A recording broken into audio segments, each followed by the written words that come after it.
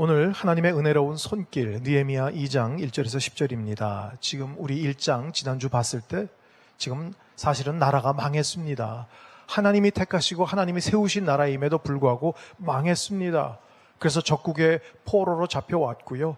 그나마 70여 년이 지나서 하나님의 은혜 가운데 다시 한번 그 고향으로 돌아가게 되었습니다. 그러나 세월이 흘렀지만 여전히 황폐해 있고 또 그동안 하나님이 세워주신 에스라나 학개나 또 스가랴를 통해서 여러 가지 동료하고 있고, 그래서 여러분 하나님께서 주신 그러한 모든 위로로 성전이 회복은 되었지만 모든 성벽 다 무너진 상태로 어려워 보이는 그런 모든 상황입니다. 저희들은 이 비극적인 상황이 왜 일어났는지를 짚고 넘어가야 합니다. 그래서 우리 1장에 있던 말씀들이 굉장히 중요합니다.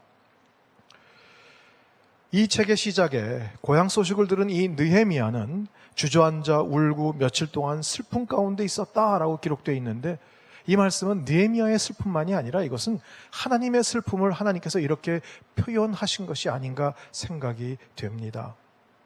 제가 말씀을 준비하면서 몇 가지 책자들을 좀 참고를 했는데, 그런데 참 안타까운 것은 그런 하나님의 슬픔이나 하나님의 마음과는 상관이 없이 조금 지나치리만큼 느헤미야의 어떤 리더십에 대해서 강조한 것들을 좀 제가 볼 수 있었습니다.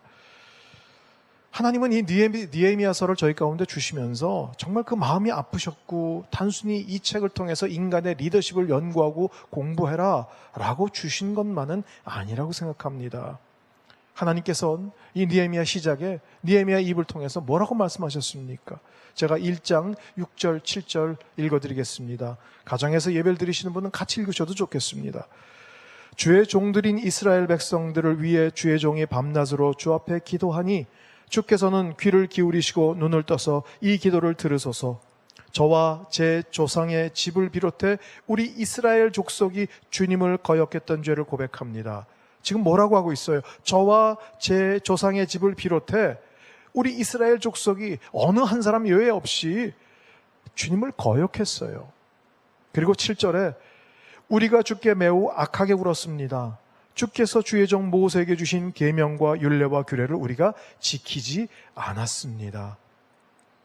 주님 앞에 악하게 굴었다라고 고백하고 있어요. 누구 하나 예외 없이 거역했고요. 하나님께서 주신 이 말씀들을 다 무시한 거예요. 주님이 주신 규례와 법도와 이 모든 규례들, 이 율례들은 이 땅에서 정말 하나님께서 계획하신 아름다운 행복한 인간다운 삶을 살도록 저희 가운데 주신 것인데, 우리는 그거 필요 없다. 내 생각대로 내 판단, 내 결정이 진짜 옳다라고 하나님을 거절한 것입니다.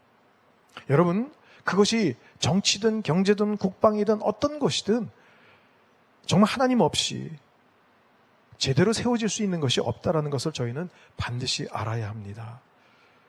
저희가 지금 우리 한국 교회에 대해서, 한국 기독교에 대해서 어떤 얘기를 듣고 있습니까? 세상 사람들이 우리를 볼 때 정말 이상한 고집스럽고 독선적인 그런 이상한 종교 집단으로 그렇게 여기고 있는 것이 사실입니다.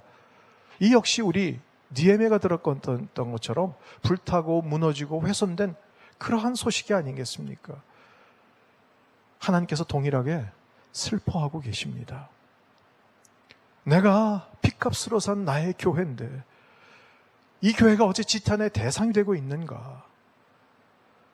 그런데 저희들은 이 무너짐의 이유를 우리 자신들에게서, 우리가 하나님을 거역하고 그리고 죄를 지었다라는 그런 것보다도 문제를 일으킨 몇몇 사람들에게만 돌리고 있는 것은 아닌지, 사실 주님을 거역하고 악하게 군 것은 한두 사람이 아닌데 말이죠.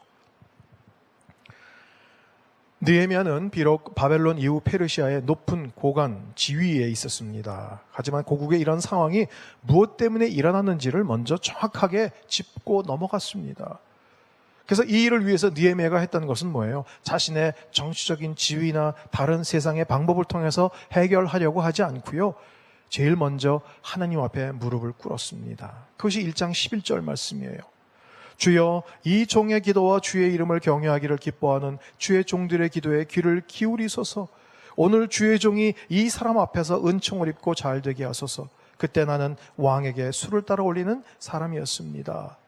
그래요. 수상궁안에서 정말 고위간직으로 평안한 삶을 살던 그 느헤미야에게 이 고향 서식은 정말 인생을 송두리째 바꾸는 그러한 일이 되고 말았습니다. 그래서 그는 이 아닥사스다 왕 앞에서 은혜를 입게 해달라고 기도했어요.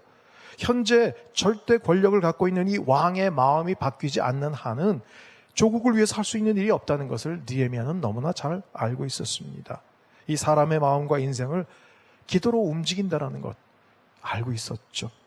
그리고 이어지는 오늘 2장에서는 정말 하나님께서 기뻐하시는 자에게 하나님이 어떻게 역사하시는가, 하나님이 어떻게 힘이 되시는가를 구체적으로 보여주고 있습니다. 오늘 저희들이 2장 말씀을 읽었는데 가장 중요한 단어는 하나님의 은혜로운 손길입니다. 사람의 지혜로운 그런 판단력, 리더십이 아니라 하나님의 은혜로운 손길, 이것이 가장 중요합니다. 그래서 8절 말씀을 다시 한번 읽겠습니다. 2장 8절입니다. 그리고 왕의 살림감독 아삽에게 친서를 내리셔서 성전 옆 성문과 성벽과 제가 살게 될 집 들보 제목을 내주도록 해주십시오. 왕은 내게 허락해 주셨습니다. 내 하나님의 은혜로운 손길이 내 위에 있었기 때문입니다. 분명하게 느헤미야는 고백하고 있어요. 이 은혜로운 손길이 있었다라는 것입니다. 지금 저희들 역시 어려운 상황입니다. 그럼에도 불구하고 포기하지 않고 소망을 갖고 기대해야 될 것은 뭐냐면 이 하나님의 은혜로운 손길이 아직은 감사하게도 여전히 우리 가운데 있다라는 그러한 사실입니다. 성경은 어느 책이든 한 인간의 리더십이나 과감한 결단력을 높이기 위해 기록된 그런 위인전기가 절대로 아닙니다.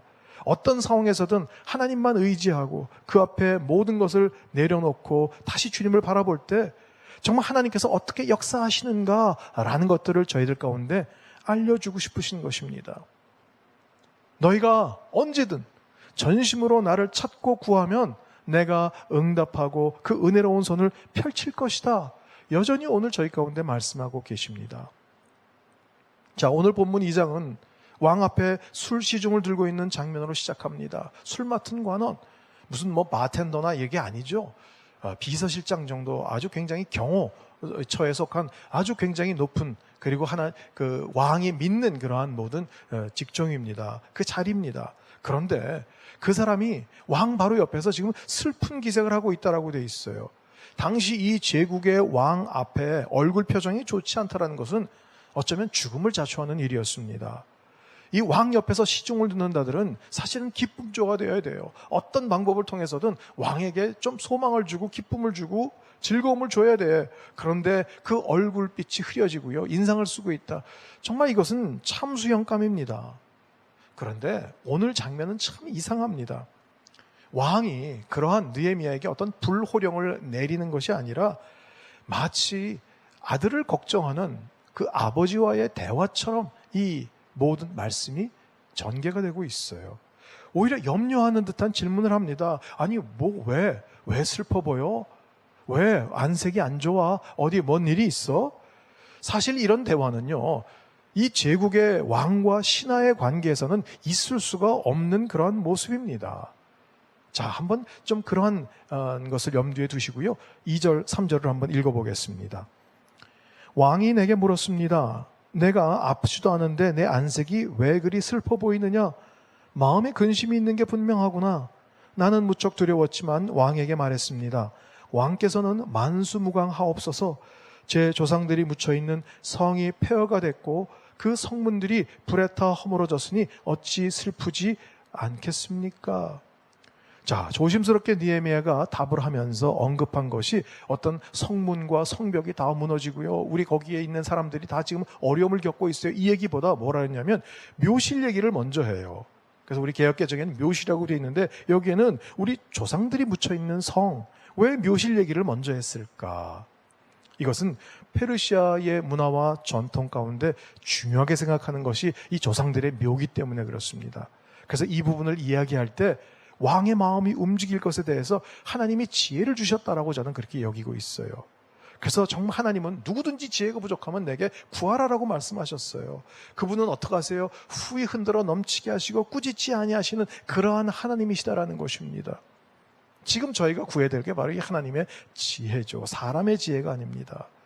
그렇게 얘기한 다음에 자신의 관심사를 곧 이어 얘기합니다. 5절, 6절 또 읽어보겠습니다. 왕에게 대답했습니다. 왕께서 기뻐하시고 종이 왕께 은총을 입었다면 왕께서는 저를 조상들이 묻혀있는 유다 땅으로 보내 그 성을 다시 건축하게 하소서. 그때 왕 옆에 왕비도 앉아 있었는데 왕이 내게 물었습니다. 그렇게 다녀오려면 얼마나 걸리겠느냐? 언제쯤 돌아오겠느냐? 왕이 나를 보내기를 허락한 것입니다. 그래서 나는 왕에게 기한을 정해 말했습니다. 지금 이 왕이요, 자신 앞에 인상을 쓰고 있는 그런 부하에게 지금 야단치고 호통치는 게 아니라 하나하나 묻고 있어요. 얼마나 걸리겠느냐? 언제 올 건데? 소요 시간까지 지금 묻고 있는 거예요. 아니, 어떻게 이런 일이 있을 수 있을까요? 저희들이 성경을 읽을 때 너무 단편적으로만 읽으시면 안 되고요. 마치 저희가 드라마를 보듯이 그때 이 왕은 제국의 대왕이에요. 그리고 이것은 느헤미야는 포로로 잡혀온 자 중에서 정말 그 민족이 다른, 그런데 어떻게 고위 간직에 올라서 지금 옆에 술 맡은 관원이 돼 있는 거예요. 자, 느헤미야가 정말 이 고향의 기가 막힌 소식을 듣자마자 한 것이 무엇입니까? 하나님 앞에 무릎을 꿇은 것입니다. 여러분, 무릎을 꿇었다라는 것은 뭐냐면 오직 주님께만이 이 문제의 해결책이 있습니다 라고 고백하는 것입니다. 기도는 뭘까요? 기도는 내 소원을 아뢰고 내 소원에 내가 바라고 원하고 갖고 싶은 것을 구하는 것, 뭐 그것도 기도라고 하겠습니다. 그러나 정말 절체절명의 위기 가운데 이 기도는 뭐냐면 진짜 이 일은 주님께만이 가능한 일이고 나의 절대적인 포기, 이것이 바로 기도입니다. 조금만 저를 도와주시면 제가 할 수 있겠는데요. 아니요, 그건 기도가 아니에요. 저는 제 입장에선 저로선 할 수 있는 방법이 아무것도 없습니다. 오직 여호와 하나님의 손만이 이 일을 가능케 하십니다라고 하는 게 바로 기도입니다. 기도를 하지 않는다라는 것은 그렇기 때문에 여전히 내 능력과 내 힘으로 할 수 있다라는 교만, 그리고 하나님을 거부하는 죄가 있는 것입니다. 만약에 이 느헤미야가요, 그런 아픈 고향의 소식을 듣자마자 아니 어떻게 내 고향에 그런 일이 있을 수 있어? 아니 거기 하나님이 허락하신 땅에 이러한 일이 안 되지 빨리 가봐야겠다. 그리고 그가 그 자리에서 사표를 쓰고 떠났다면 느헤미야 혼자서 할 수 있는 일이 얼마나 있었을까요? 마음은 물론 급했겠죠. 달려가 보고 싶었겠죠. 그러나 그는 기도하면서 기다렸습니다. 뭐를요? 때를 기다리는 거예요. 사명을 받았다고 금방 떠나는 거 아닙니다. 모든 것에는 하나님의 때가 있습니다. 그래서 이 성경에는 이 때라는 이야기가 많이 나오죠. 뭐 예수님이 오셨을 때도 때가 참해, 아무 때나 오신 거 아니에요. 때가 참해. 또한 공생애가 시작하실 바로 전에도 아직 이때는 내 때가 아닙니다. 내 때가 아직 이르지 않았다라고 얘기를 하시면서 이 때에 대해서 말씀하세요. 이 때는 뭘까요? 시간이죠. 그러니까 저희들이 보통 성경에서 얘기할 때 시간은 두 가지 의미가 있습니다. 크로노스 시간과 카이로스의 시간이에요. 이 크로노스 타임은 그냥 우리의 시간 그대로 흘러가는 시간이에요. 지금 8시 40분. 예, 크로노스의 타임이에요. 그런데 이 중간중간에 흐르고 있는 하나님의 시간이 있습니다. 그것이 바로 카이로스예요. 저희들은 이 두 가지 시간의 흐름을 다 잘 눈여겨볼 수 있어야 합니다. 그런데 저희들은 그냥 흐르고 있는 우리의 손목에 있는 벽에 걸려있는 시계의 시간, 그 달력에 걸려있는 그러한 모든 시간의 흐름만을 보고 있는 것은 아닌가. 여러분, 하나님의 사람들은 하나님의 카이로스의 시간을 볼 수 있는 영적인 눈이 열려야 합니다. 그런데 이것을 볼 수 있는 눈은 기도의 사람, 말씀의 사람만이 사실은 볼 수 있어요. 그 영의 눈이 열리는 것입니다. 여러분, 우리 흔히 듣잖아요. 급하다고, 아무리 급하다고 바늘 허리에다가 실을 묶어가지고 그러고선 작업을 할 수가 없습니다. 아주 무지하게 움직이면 안 된다는 것이죠. 그러니까 저희들의 신앙은 다른 말로 한다면 하나님의 시간, 하나님의 때를 기다릴 줄 아는 것입니다. 여러분 생각해 보세요. 사울 왕은 어떻게 됐어요? 전쟁은 해야겠는데 백성은 자꾸 떠나가고 있고 빨리 제사를 드리고 전쟁을 해야 되는데 이 제사장인 사무엘은 오지 않고요. 초조한 나머지 아예 안 되겠다. 자기가 집행해 버렸어요. 결국 그 사울 왕은 버림을 받게 됐습니다. 여러분, 기다리지 못한다라는 것, 초조한다라는 것은 뭐요? 하나님의 임재나 그의 역사하심, 그 손길, 그 하나님의 타이밍을 볼 수가 없기 때문에 늘 쫓기는 삶을 사는 것입니다. 늘 불안한 것입니다. 하나님의 함께하심을 고백하지 못하면요, 이렇게 뭔가 쫓기는 듯한 불안한 초조한 이러한 삶을 살 수밖에 없고, 자기 생각과 인간의 판단과 다른 사람들이 하는 그런 모든 결정에 그렇게 쓸려 다닐 수밖에 없게 되는 것입니다. 예수님 결코 서두른 일이 없었습니다. 왜냐하면 하나님의 시간을 충분히 볼 수 있는 그런 분이셨기 때문에. 야이로의 딸이 지금 죽어가고 있어요. 그런데도 가다가 중간에 멈춰 서서 혈루증 걸린 여인을 고쳐주시고 얘기도 붙여주고, 지금 아마 야이로는 아마 마음이 탔을 거예요. 아니, 예수님 지금 여기서 이러시면 안 됩니다. 지금 이럴 때가 아닙니다. 아마 그냥 막 끌어당기고 싶었을 거예요. 근데 예수님 그렇게 급하지 않으셨어요. 그것은 왜?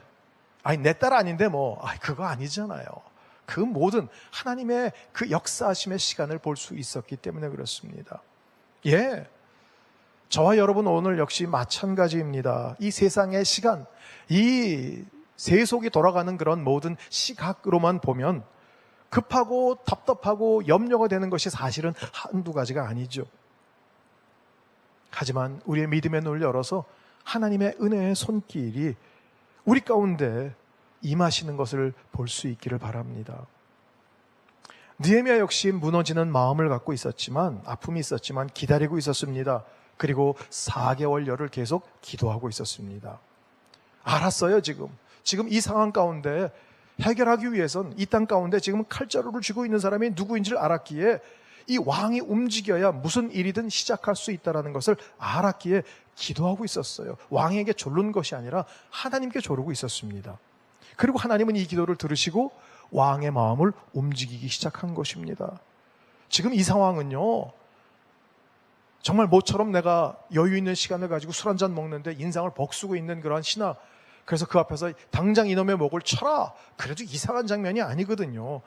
그런데 오히려 왕이 급하게 다가와서 느헤미야의 상황을 궁금해하는 거예요.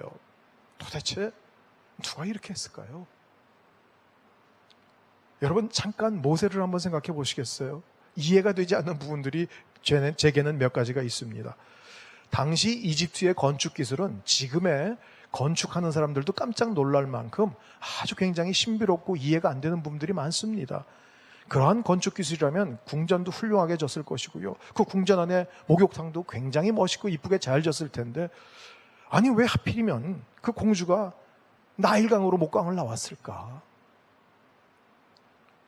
또 모세를 담은 그 갈대 상자는 하필 왜 그 시간에 그 주위에 멈춰서 있었을까? 누가 했을까? 당시 어린아이들을 죽이라는 그 명령이 아버지로부터 나온 어명임을 알았음에도 불구하고 그 공주는 모세가 담긴 갈대 상자를 열어보고 너무 사랑스러워 보였어요. 만약에 하나님이 마음을 주시지 않았다면 야 뚜껑 덮어, 도로 보내, 그냥 끝이었어요. 누가 이런 마음을 주셨을까요? 또 바로의 공주라면 아마 경호가 삼엄했을 거예요. 그런데 모세의 누이가 이 계집종이 어떻게 바로 옆에까지 가가지고 내가 유머 잘 알아요, 지금 젖이 많이 나오는 유머 아는데 데리고 올까요? 어떻게 이런 얘기를 할 수 있었을까요? 누가 그렇게 했을까요? 하나님의 손입니다. 하나님의 은혜로운 손길, 정말 사랑과 자비의 그 손길, 이 하나님의 손이 여전히 오늘도 저와 여러분 가운데 있음을 믿을 수 있기를 바랍니다. 폭풍우 가운데 예수님이 제자들에게 기대했던 것은 그들의 믿음이었습니다.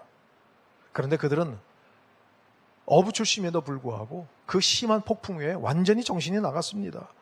나중에 풍랑을 잠잠게 하신 예수님이 그들 가운데 말씀하시는 게 뭐예요? 너희 믿음이 어디 있느냐라는 것입니다. 코로나로 인해서, 태풍으로 인해서, 여러 가지 정치적인 문제로 인해서 거센 풍랑 가운데 당황하고 정말 죽을 상을 하고 있는 저희에게 주님은 동일한 질문을 하고 계시지 않을까요? 너의 믿음이 어디 있느냐? 한국교회에서 그렇게 많이 성경 공부하고 그렇게 많은 예배를 드리고 그렇게 많은 그런 시간을 투자하고 할애하고 여기까지 왔는데 너의 믿음은 도대체 어디 있느냐? 성령을 앞서지 않고 그 하나님의 시간을 기다릴 줄 아는 것, 그것이 진정한 믿음입니다. 왕의 질문의 요지는 무엇이에요? 왕의 질문의 요지는 한 가지예요. 너 도대체 내가 뭐 해주면 좋겠어? 너 뭘 원해? 4개월여 동안 느헤미야가 기도했던 게 뭘까요? 하나님, 저 왕이 이런 결정을 내려줬으면 좋겠습니다. 왕이 이러한 것에 제가 얘기했을 때 금방 도와줬으면 좋겠습니다. 왕이 이러이러한 것을 좀 해준다고 얘기하면 얼마나 좋을까요? 하나님, 역사해 주십시오. 아마 기도했을 것입니다.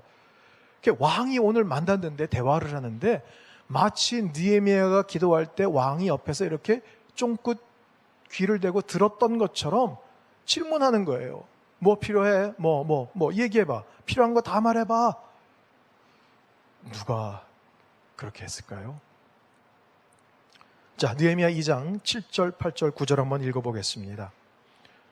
내가 다시 왕에게 말했습니다. 만약 왕께서 기뻐하신다면 제가 유다에 도착할 때까지 무사히 통과할 수 있도록 유프라테스 강 건너 총독들에게 보여줄 친서를 써주시겠습니까? 그리고 왕의 살림감독 아삽에게 친서를 내리셔서 성전 옆 성문과 성벽과 제가 살게 될 집의 들보 제목을 내주도록 해주십시오. 왕은 내게 허락해 주었습니다. 내 하나님의 은혜온 손길이 내 위에 있었기 때문입니다.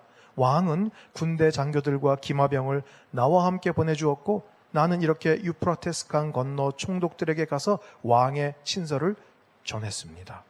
자, 다 말해봐. 뭐 필요한 거 있으면 내가 해줄게. 느헤미야는 죄송하지만 얼굴이 굉장히 두꺼운 것 같아요. 죄송한 미안한 거 하나도 없이 모든 필요한 것을 다 요구합니다. 아니 지금 그냥 현대적인 용어라면 뭐예요? 국경을 넘어갈 수 있는 비자도 주세요. 이 성문과 성벽 재건에 필요한 그런 제목들, 물자들 좀 다 주세요. 포크레인이랑 다 좀 주세요. 그리고 또 혹시 누가 뭐라고 그럴지 모르니까 마패까지 주세요. 왕의 친서까지.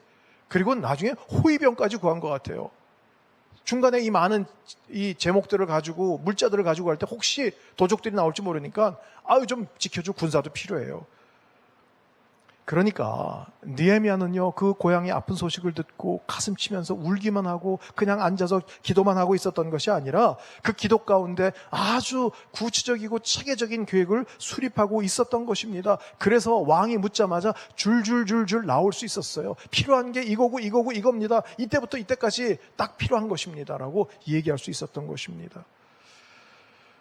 전 지금 저희에게 필요한 것이 바로 이런 것이 아닌가 생각이 됩니다. 지금 우리들의 싸우고 있잖아요. 근데 이 싸움은 혈과 육에 대한 싸움이 아니잖아요. 어둠의 세력들과 하는 그런 모든 싸움이잖아요. 전쟁이에요. 영적 전쟁이에요. 전쟁에 가장 필요한 것이 무엇입니까? 전술과 전략이 필요합니다. 준비가 필요합니다. 우리의 비전과 우리의 꿈을 이루기 위해서 정말 우리의 다음 세대에게 아름다운 교회 모습과 그리고 굳건한 대한민국을 넘겨주기 위해서 우리 가운데는 이런 전략 계획이 있어야 된다는 것입니다. 왕이 질문했을 때 그냥 엉엉 울기만 하고요. 그냥 어떤 감정적인 호소만 하고요. 난 너무 힘들어요. 너무 고향이 이렇게 됐대요. 어떡하죠? 아마 왕은 그냥 그를 내쫓았을 수도 있을 겁니다. 하나님의 사람, 믿는 사람들은 그야말로 뱀처럼 지혜롭고 비둘기처럼 순결해야 한다고 말씀하셨습니다. 뭐예요? 움직일 때와 잠잠할 때를 알아야 돼요. 뱀이 먹이를 움켜쥐고 먹이를 사냥을 할 때 정말 조금도 진동이 없습니다. 움직이지 않습니다. 그러다가 사정권에 들었을 때는 여지없이 달려나가죠. 여러분, 뜨거운 가슴도 필요합니다. 그러나 이 뜨거운 열정만 가지고 되지 않습니다. 구체적인 계획을 좀 기도하면서 수립할 수 있어야 돼요. 미래를 준비할 수 있어야 돼요.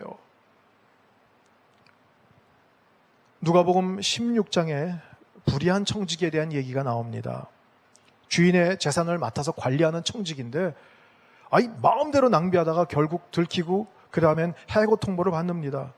이 해고 통보를 받은 후에 이 청지기가 한 일이 뭐냐면 어떡하지 이제 다음 주면은 내가 잘리고 일이 없어지는데 뭘 먹고 살지 고민하다가 그가 결정을 내렸는데 뭐냐면 자기 주인에게 빚을 진 사람들을 불러다가 마음대로 자기가 깎아준 거예요. 때로는 탕감해주고요. 막 채무를 줄여준 거예요. 당신 얼마 100만 원 빚졌어? 50만 원에 50만 원.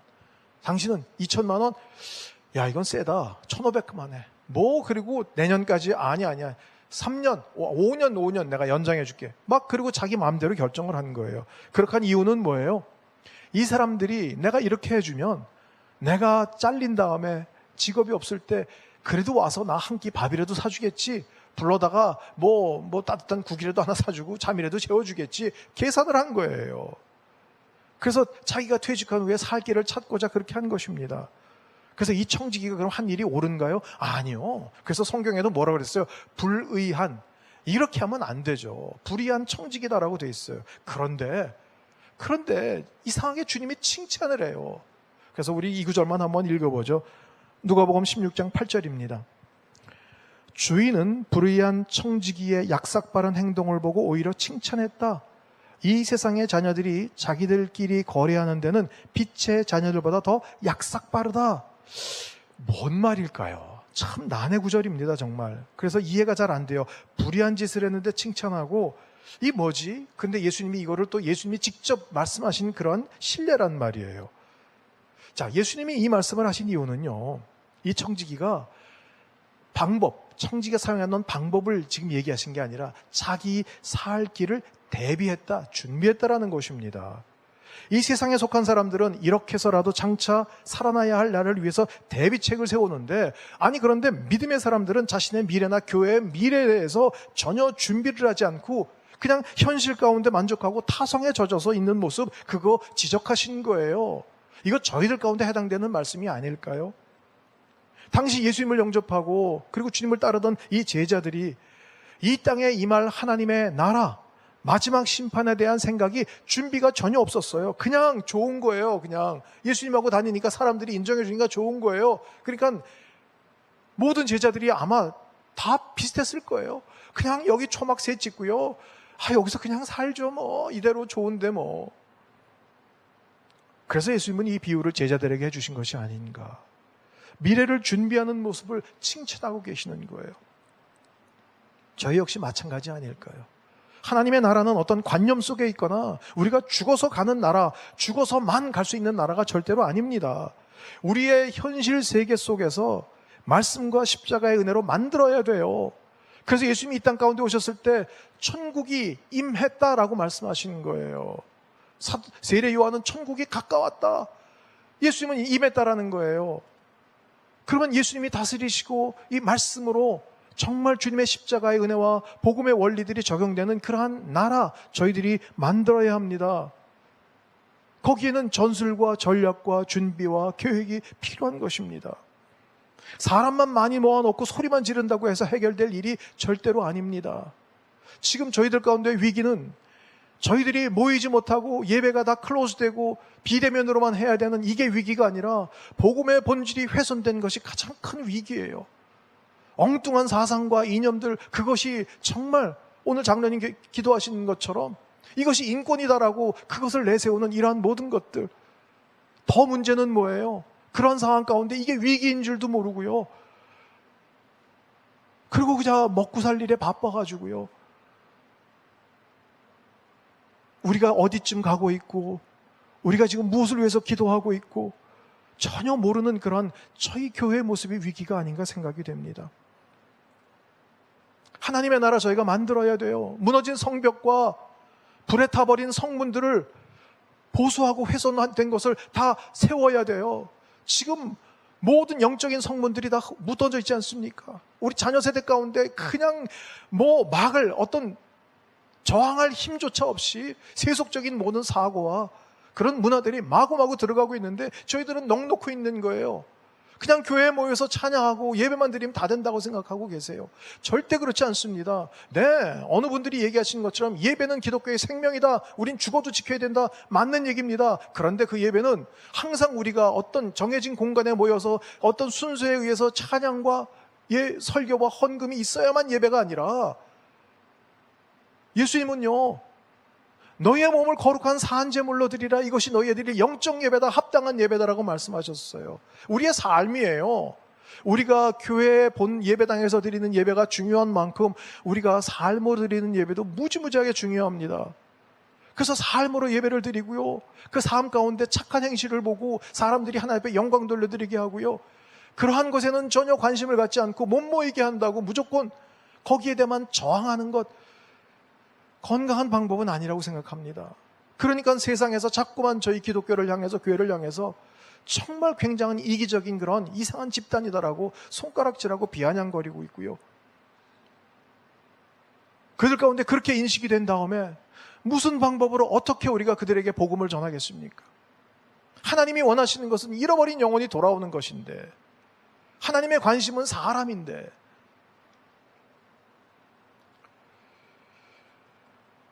하나님이 주시는 그런 기회를 붙잡을 수 있는 영적인 지혜가 있어야 합니다. 하나님만 의지해야 하고요. 비록 세상 사람들은 비웃나 할지라도, 비웃고 조롱한다 할지라도 저 멀리서 손바닥만한 구름만 있어도 우리는 움직이고 뛸 수 있어야 합니다. 무엇을 준비하고 어떻게 기다릴까요?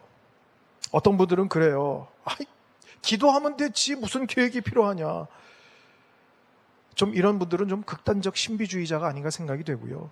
또 어떤 사람들은 또 반대예요. 최선을 다해서 준비하면 됐지 뭔 기도가 필요하냐. 아니요. 이런 사람들은 또 너무 지나친 이성주의자, 인본주의적인 접근이죠. 우리들은 기도하면서 하나님이 주신 지혜 가운데 준비하고 계획하고 전술과 전략을 수립해야 합니다. 그렇게 정말 기도하면서 준비했던 느헤미야는요, 왕이 질문을 했을 때 절대 주저하지 않았어요. 그냥 줄줄줄줄줄줄 하나님이 주신 지혜대로 뭐 필요하고요, 이것도 필요하고요, 이것도 주시고 저것도 주시고요, 다 얘기했어요. 그만큼 그는 기도하면서 준비하고 있었다라는 것입니다. 그렇게 4개월여를 하나님 앞에 정말 그렇게 기도했으면서도 또 기도해요. 2장 4절 말씀 보겠습니다. 왕이 내게 물었습니다. 내가 무엇을 원하느냐? 그때 내가 하늘의 하나님께 기도하고, 그때 또 기도했어요. 어떤 분들은 이걸 화살기도라고 그래요. 그래도 우리도 화살기도 하면 된다. 급할 때 그냥 하나님을 향해서 샥 쏴라. 그럼 금방 응답이 온다. 여러분, 아무 때나 누구나 가능한 거 아닙니다.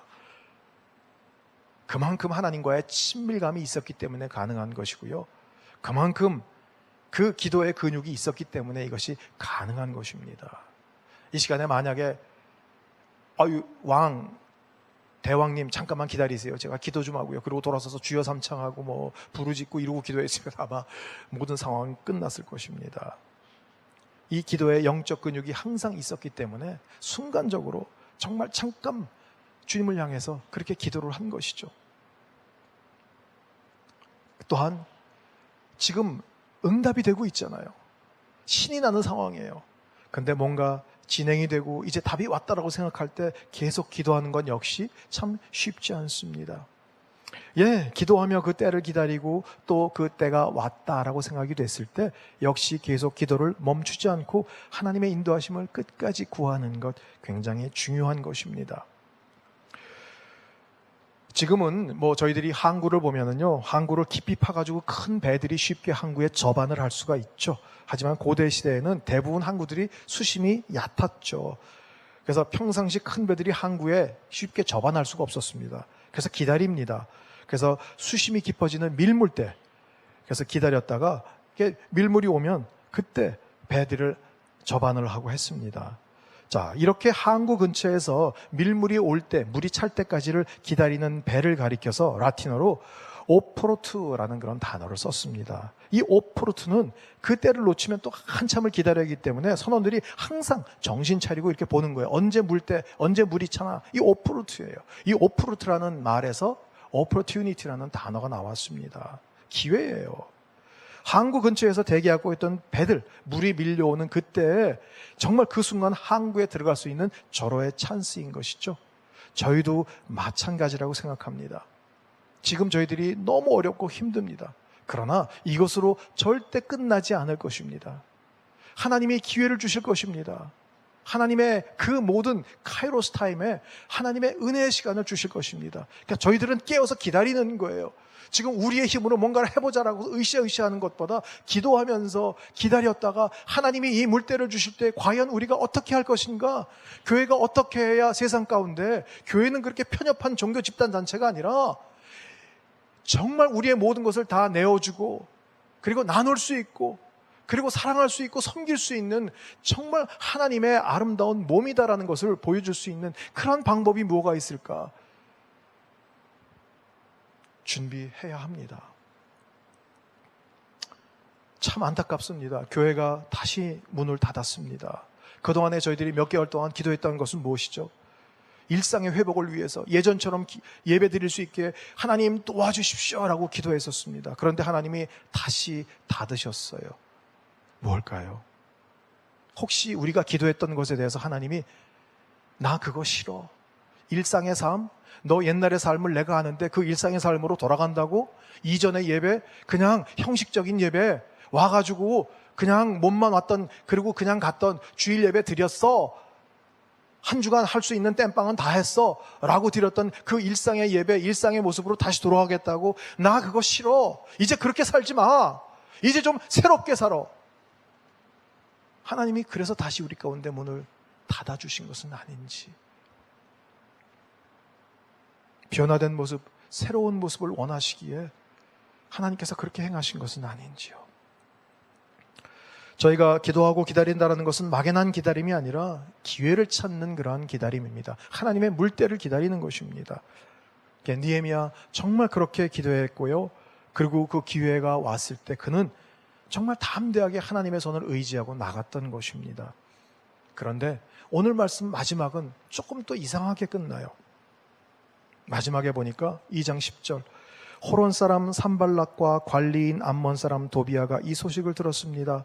어떤 사람이 이스라엘 족속의 재건을 위해 왔다는 말에 그들은 심기가 몹시 불편해졌습니다. 분명 하나님이 허락하시고요, 왕까지 기꺼이 마음을 돌이켜서 도와주는 그런 일임에도 불구하고 또 방해하는 사건들, 방해하는 인간들이 등장을 하는 것입니다. 하나님은 왜 뭔가 이렇게 쉽게 넘어가는 것을 원치 않으실까요? 왜 이러한 일들이 일어나는 것일까? 이것은 to be continued, 다음 주에 말씀을 또 나누도록 하겠습니다. 예, 하나님이 허락하시고 함께 하신 일임에도 불구하고 반대 세력이 있고 영적 어려움이 있다는 것을 저희는 알아야 합니다. 이것을 이기기 위해서는 우리가 필요한 게 뭐죠? 맷집이에요. 영적인 맷집이에요. 영적인 근육이에요. 기도의 근육이에요. 기도와 말씀 가운데 단단함이 있는 거예요. 흔들리지 않는 거예요. 정말 반석에 선 믿음이 뭔지를 아는 거예요. 이번 한 주간 정말 여러분 가운데 쉽지 않은 그런 모든 시간들이 또 반복이 될 것입니다. 그러나 하나님 붙들고 기도 가운데 승리하는 그런 여러분이 될 수 있기를 주의 이름으로 축원합니다. 기도하겠습니다. 하나님, 정말 이 시대에 저희들이 무엇을 어떻게 기도하고 어떻게 할런지 하나님 말씀 허락하여 주시길 원합니다.